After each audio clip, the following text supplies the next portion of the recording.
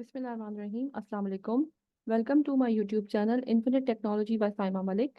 आज की वीडियो में हम बात करेंगे कि हम किस तरह से अमेज़ॉन FBA होलसेल की प्रॉफिटेबल प्रोडक्ट्स को सोर्स कर सकते हैं।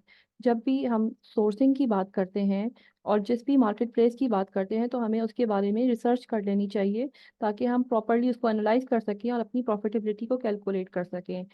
तो चलिए आज की वीडियो स्टार्ट करते हैं। तो सबसे पहला मरहला, जब भी प्रॉफिटेबल प्रोडक्ट्स को सोर्स करने का होता है तो सबसे पहला मरहला होता है कि आप अमेज़ॉन की रिक्वायरमेंट्स को अच्छी तरीके से अंडरस्टैंड करते हो। अमेज़ॉन गाइडलाइन और अमेज़ॉन की रिस्ट्रिक्टेड कैटेगरीज का आपको पता होना चाहिए। उसके बाद आप प्रॉफिटेबल निशेस को आइडेंटिफाई कर सकें। ये क्या होती हैं कि आपको पता होना चाहिए कि एवरग्रीन प्रोडक्ट्स कौन सी हैं और कंसिस्टेंट डिमांड कौन कौन सी प्रोडक्ट्स की हैं। अब ये हमें कैसे पता चलेगा?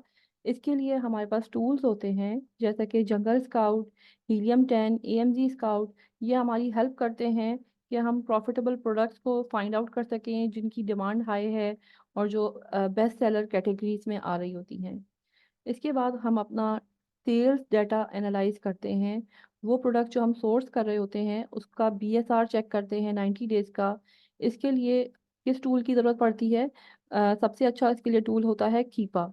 कीपा के थ्रू हम एनालाइज करते हैं कि हमें कौन सा प्रोडक्ट जो है प्रॉफिटेबल लग रहा है और हमें उसको सोर्स करना चाहिए। उसके बाद अगला मरहला आता है कंपटीटर एनालिसिस का। हमें अपने कंपटीटर को एनालाइज करना चाहिए, उसकी प्राइसिंग को देखना चाहिए, उसकी स्ट्रैटेजी को देखना चाहिए, उसकी ऑफरिंग्स को देखना चाहिए। उसके बाद अपनी स्ट्रैटेजी डिफाइन करनी चाहिए। उसके बाद हमें उस कंपटीटर के रिव्यूज़ को भी देखना चाहिए और ये देखना चाहिए कि मार्केट में कितना गैप है जिसको हम फिल कर सकते हैं। सप्लायर रिसर्च एक बहुत इम्पॉर्टेंट पार्ट है प्रॉफिटेबल प्रोडक्ट्स को सोर्स करने के बारे में।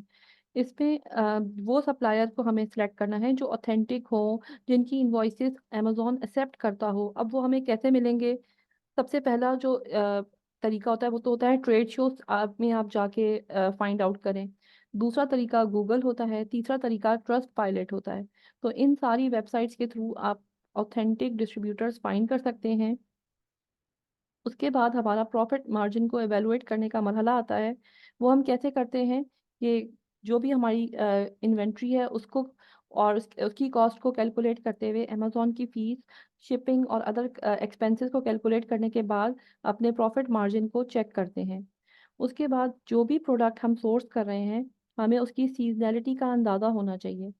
ऐसा नहीं होना चाहिए कि प्रोडक्ट को हम आज सोर्स कर रहे हैं और वो सीजनल है और जब वो प्रोडक्ट वेयर हाउस में पहुंचेगी उसका सीजन ओवर हो चुका हो तो हमारे प्रॉफिट भी बिल्कुल ख़त्म हो जाएगा। हमें कुछ भी उसके बारे में नहीं मिलेगा। ठीक है। उसके बाद हमारा सबसे इम्पोर्टेंट पार्ट आता है क्वालिटी कंट्रोल का।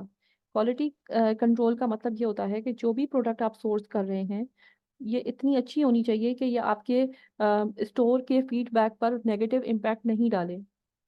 जैसे कि आपको पता है कस्टमर्स अमेज़न पे फीडबैक देते हैं जो पॉजिटिव भी हो सकता है और नेगेटिव भी हो सकता है। अगर आप अच्छी क्वालिटी के प्रोडक्ट्स को सोर्स करेंगे तो आपको अच्छा फीडबैक मिलेगा।